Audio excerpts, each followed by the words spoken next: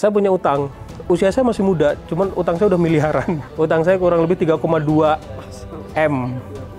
3,2 miliar tuh. Umurnya berapa nih? Umur saya masih 30-an, di bawah 40 lah. Ya. Utang saya udah 3,2 M. Tapi setelah 4 hari ini, kenapa sih pinjamannya kok dikit banget? Jadinya tuh begitu. Kenapa kok dikit banget pinjamannya kalau tahu seperti itu gitu loh. Ternyata bayar cicilan itu prioritas ke-9. Selama ini bagaimana nih? Ya selama ini saya kira prioritas pertama. Karena kan nggak tahu kan ilmunya kan.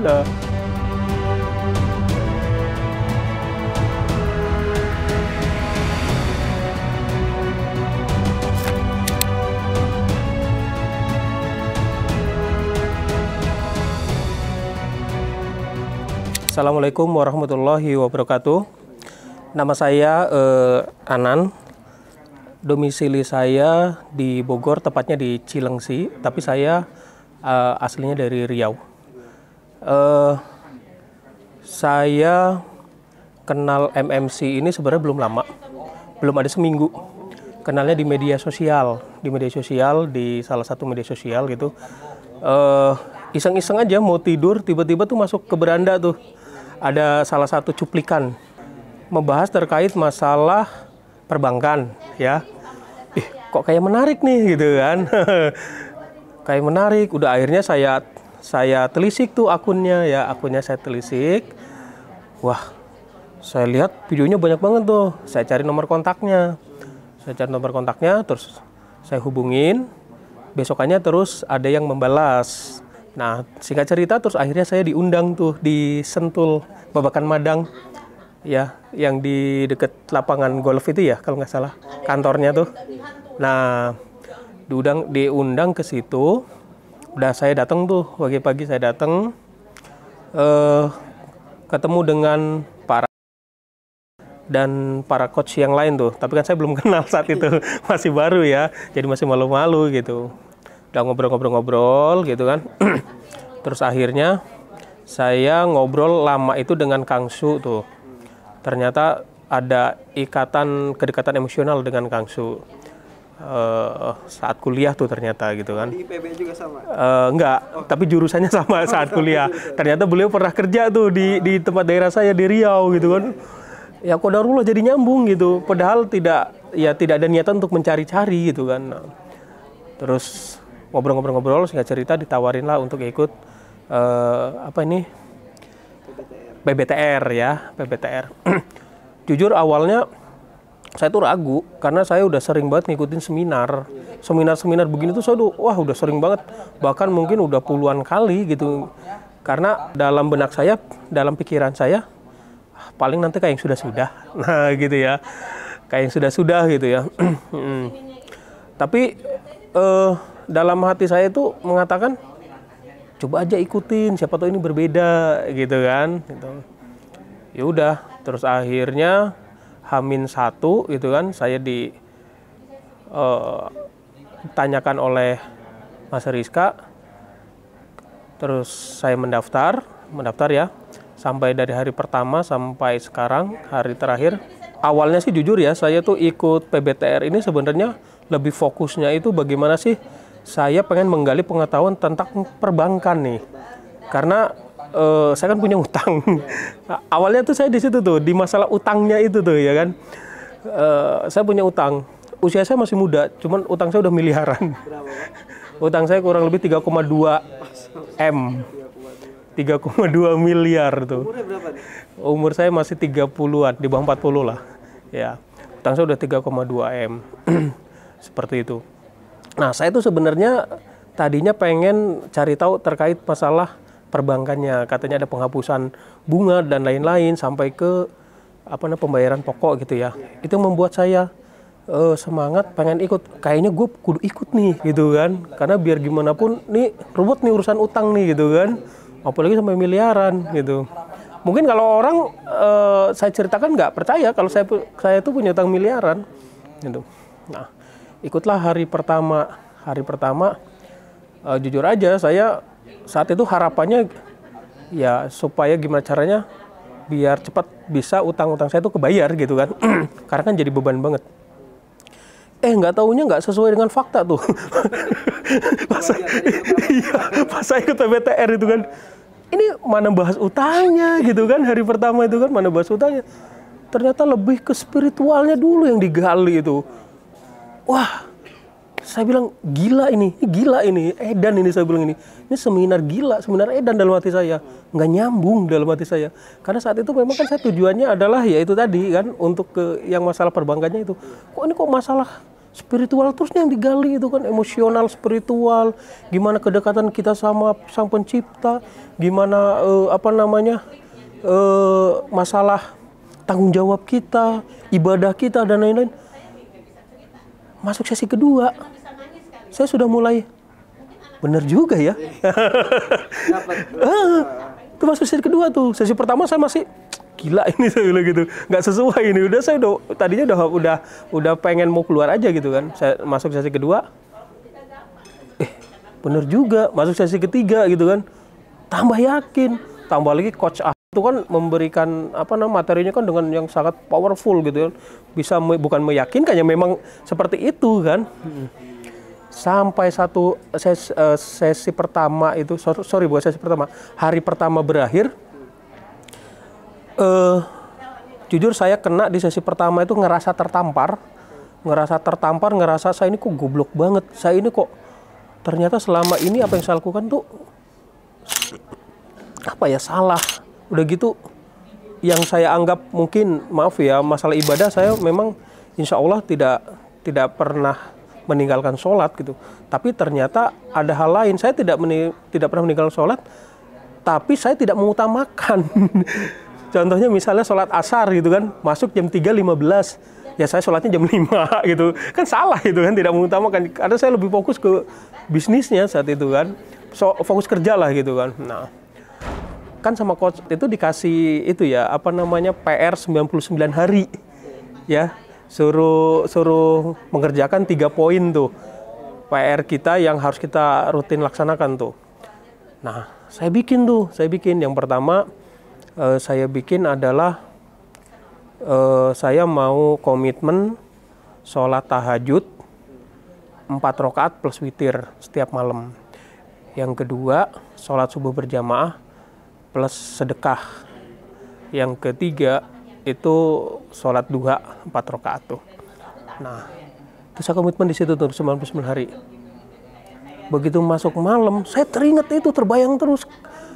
Kayaknya kayak beban buat saya, tapi saya berpikir ini baik buat saya gitu. Alhamdulillah ada perubahan di situ. Sampai istri saya tuh, tumben Pak, kok malam-malam sholat, kata dia bilang gitu. Biasanya jam segini masih sibuk sama laptop gitu.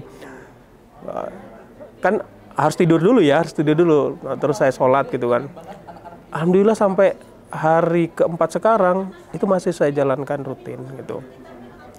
Nah, hari kedua materi ini kan terkait masalah perbankan tuh ya, perbankan hari kedua dan ketiga ya. Semakin dipaparkan terkait perbankan, saya semakin O-nya itu maksudnya, kok kenapa sih pinjamannya kok dikit banget? Jadinya tuh begitu. Kenapa kok dikit banget pinjamannya kalau tahu seperti itu gitu loh. Kalau tahu ternyata perbankan itu ternyata permainnya seperti itu. Jadi nyesel saya pinjamannya itu sedikit gitu. Kalau mau 100M gitu. Iya, nanya ke teman sebelah, Pak berapa pinjamannya? Duh, saya dikit, cuma 15M. Waduh, ternyata dari teman-teman lingkungan saya yang ikut, saya termasuk yang paling sedikit gitu. Kenapa saya nyesel? Ya pusingnya sama, ya kan Mas? Pusingnya sama. Terus tekanannya juga sama gitu. Kenapa nggak sekalian banyak kan gitu ya? Itu seperti itu. Nah, sampai akhirnya masuk ke perbankan syariah tuh ya, yang memang agak sulit lah gitu ya, agak sulit. Masuk ke hari terakhir, hari keempat. Ternyata begitu masuk hari keempat, kita di coaching langsung sama coach. Akhirnya saya timbul pemikiran begini, ternyata yang terpenting ikut acara ini bukan masalah banknya, tapi bisnisnya.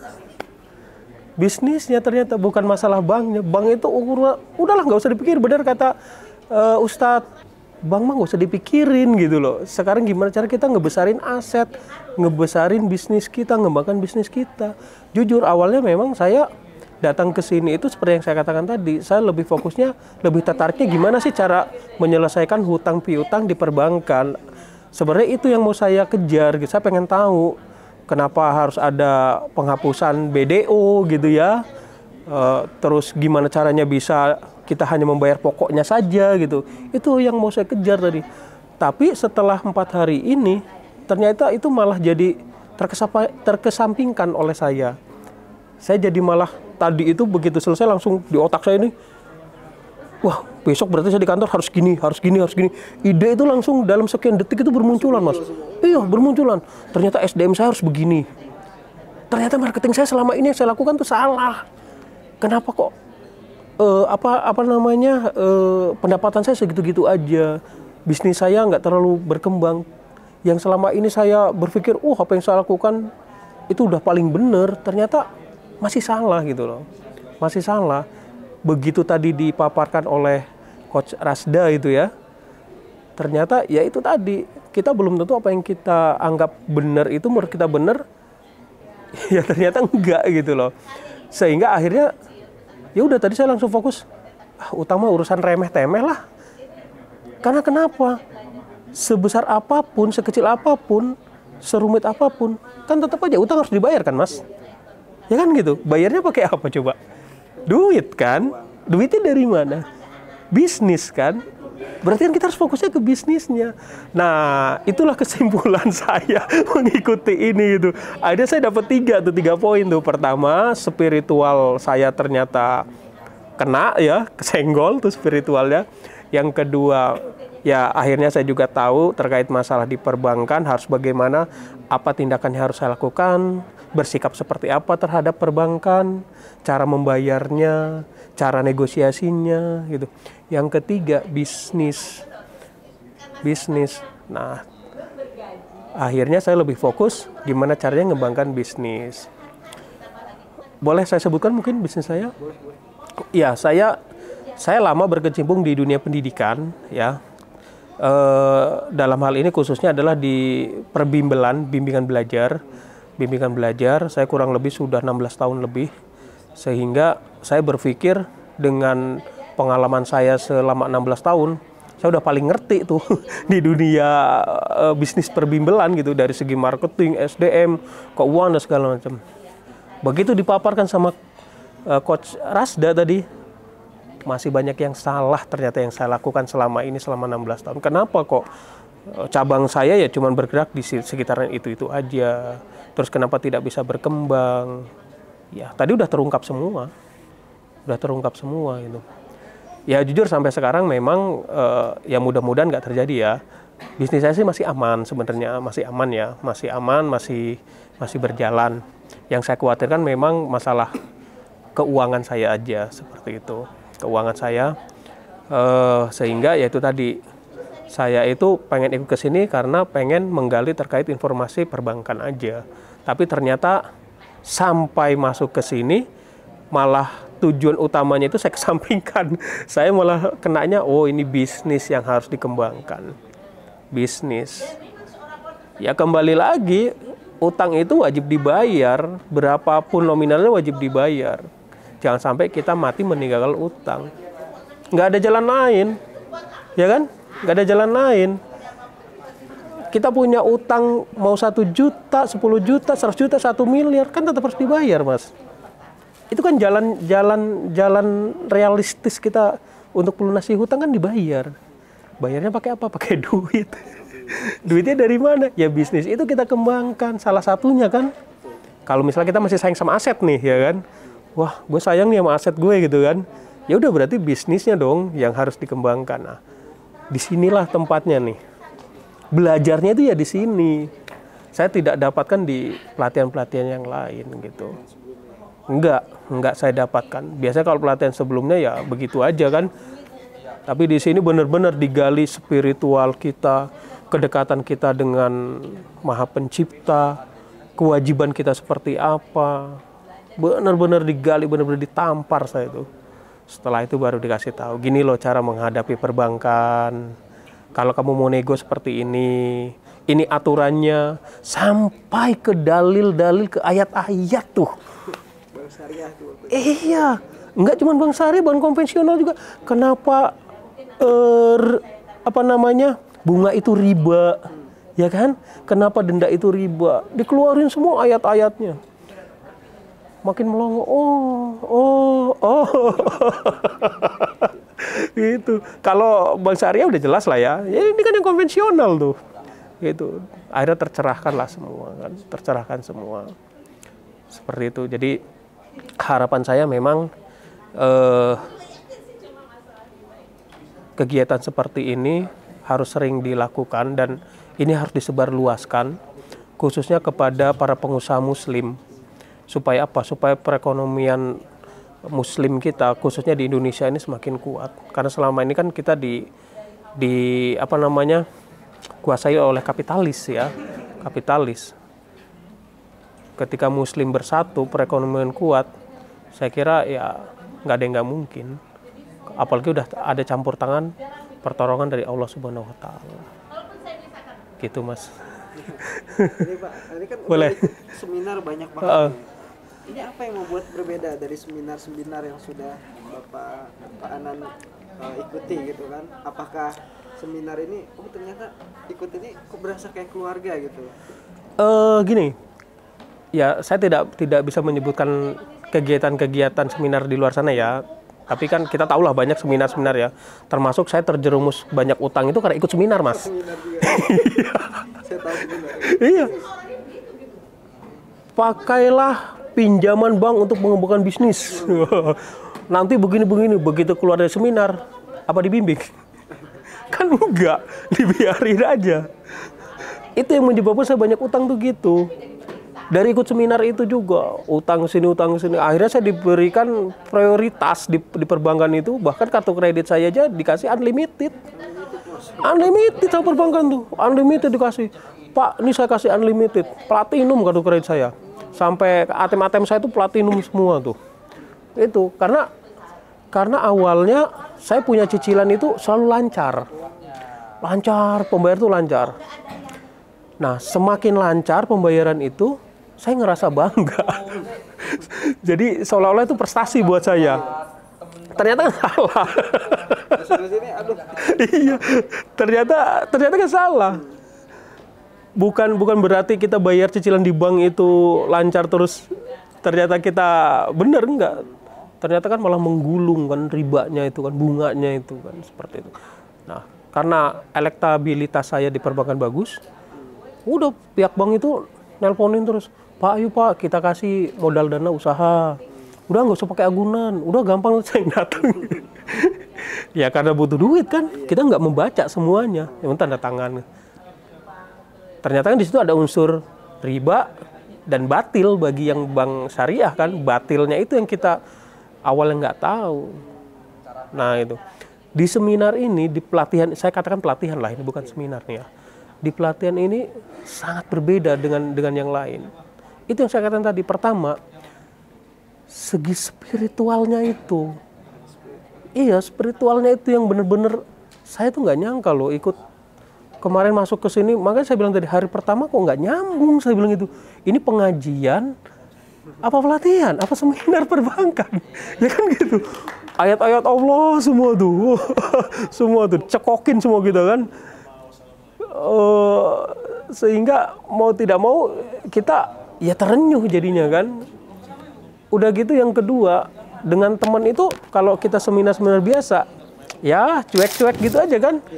Tapi di sini enggak, kita dijalin komunikasi supaya berinteraksi, supaya membangun jaringan, membangun link, terus kita kenal dengan sesama teman-teman, bahkan ada yang dari Papua, ya kan, dari Aceh tuh teman saya itu tuh, dari Aceh tuh datang, pesertanya yang duduk dengan saya tuh dari Aceh, seluruh Indonesia itu kan, ketemu gitu kan, kita jadi ngobrol, pas break, mau nggak mau kan kita harus ngobrol kan, cerita permasalahan kan gitu ya, ujungnya bisnis lu apa, lu apa kan gitu, nyambung. Ada beberapa teman tuh yang nyambung, akhirnya yuk kita join, yuk kita ini. Nah itu nggak ada didapatkan di tempat lain. Di sini didapatkan kekeluargaan seperti, walaupun cuma 4 hari ya, tapi saya kira kurang 4 hari. Bener, 4 hari aja begitu. Gimana kalau dibikin seminggu ya? Wah, bener, bukan saudara lagi, udah kayak gimana tuh? Itu yang membedakan. Jadi memang dari segi pematerinya juga, karena di sini kan pemateri coach-coachnya itu bukan hanya sekedar teori, ya kan? Tapi memang benar-benar yang disampaikan adalah pengalaman dan perjalanan hidupnya beliau selama ini menghadapi perbankan dan bisnis. Dan kan berhasil semua. Utang miliaran lunas semua. Dengan cara-cara yang beliau sampaikan ke kita kan. Bisnisnya berkembang semua. Nyesel saya, Mas. Nyeselnya kenapa nggak dari dulu? Tahu. Beneran. Dan nyesel juga kenapa? Kenapa dari dulu saya diperbudak sama bank. Itu setelah tahu ya udah. Demi Allah saya berjanji kemarin. Saya akan putuskan semua masalah perbankan saya, riba saya. Karena Allah Ta'ala. Karena saya sudah tahu, walaupun tidak banyak ilmunya, minimal saya sudah dikasih tahu ayat-ayatnya. Seperti itu. Nah, tinggal langkah saya nanti ya itu tadi. Negosiasi ke bank, ya, terus minta ya keringanan dan lain-lain. Tetaplah namanya utang itu kan tetap harus dibayar kan. Begitu sih, Mas. Jadi sempat kaget nggak, Pak, ketika tim kita bikin ini berapa harga ikut seminarnya gitu, atau udah terbiasa? Oh gitu. Oke.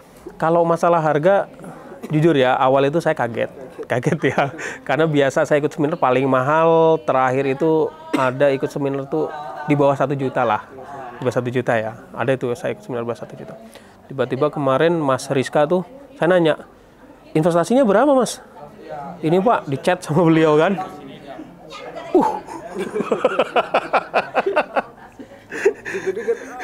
Separuh angsuran saya. Itu. Wah, serius ini.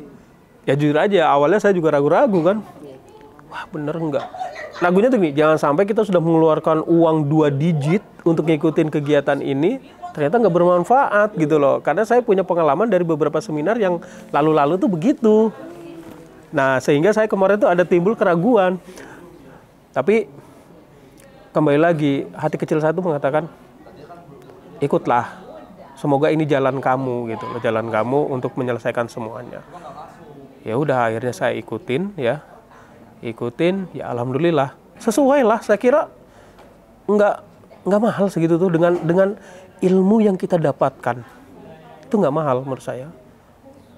Dengan ilmu yang kita dapatkan selama 4 hari ini ya, gitu.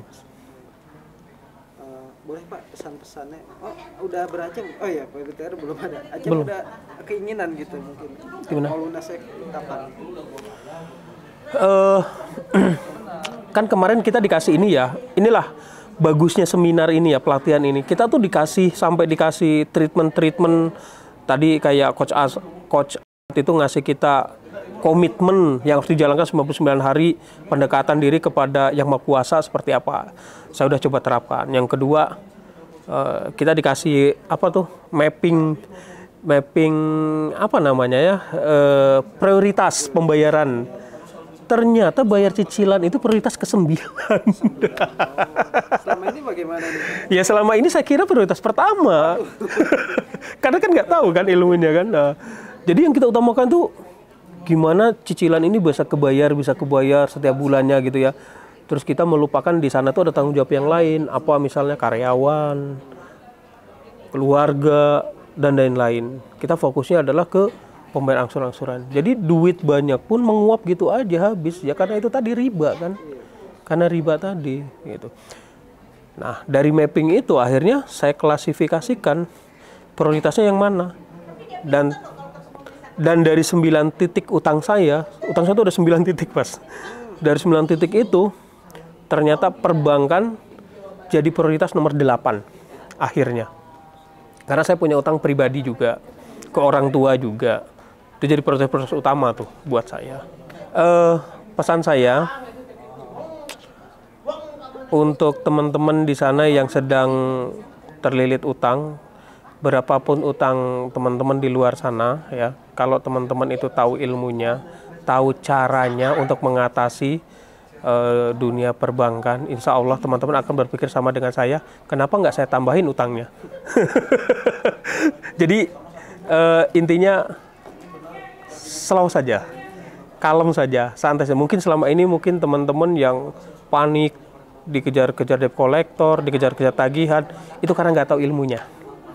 Ya, kalau tahu, insya Allah itu tidak akan terjadi kepanikan seperti itu. Jadi harapan saya teman-teman untuk yang punya utang banyak di sana, ya cari ilmunya. Salah satunya ikuti acara ini, ikuti acara MMC ini. Saya garansi teman-teman nanti akan sama seperti saya setelah ikut. Oh, ternyata inilah jalan yang benar yang kita ikuti, ilmunya itu ada di sini, seperti itu, dan tidak akan menyesal karena memang selama ini setiap seminar yang saya ikuti, disinilah saya mendapatkan petunjuk benar-benar membuat hati saya plong, membuat hati saya lega. Saya sudah tidak begitu memprioritaskan urusan perbankan. Sekarang prioritasnya adalah urusan bisnis saya, pengembangan bisnis saya supaya apa? Supaya besar, supaya ya bisa melunasi pinjam-pinjaman saya. Jadi buat teman-teman di luar sana yang punya hutang, udahlah cepet teman-teman cari ilmunya. Kalau punya duit ya segera selesaikan, karena pasti ada unsur riba dan kebatilannya di sana, udah pasti nggak mungkin nggak ada di bank itu. Segera selesaikan dengan cara apa? Dibayar atau jual aset. Kalau punya bisnis, kembangkan bisnisnya. Pengen tahu ilmunya, ikut acara MMC gitu. Ada lagi yang mau disampaikan sebelum penutupan? Sudah, itu aja mungkin. Terima kasih kepada, saya sampaikan terima kasih kepada Mas Rizka dan Kang Su yang telah mengenalkan saya MMC, dan saya menyesal kenapa baru sekarang kenalnya. Saya ucapkan terima kasih, semoga tali silaturahmi ini tetap berjalan ya, dan kita sama-sama mendoakan semuanya, semoga bisnis saya juga lancar, hutang saya juga cepat terlunasi. Itu saja mungkin, Mas. Terima kasih. Oke, itu saja mungkin dari saya. Saya akhiri, wabillahi taufiq wal hidayah. Assalamualaikum warahmatullahi wabarakatuh.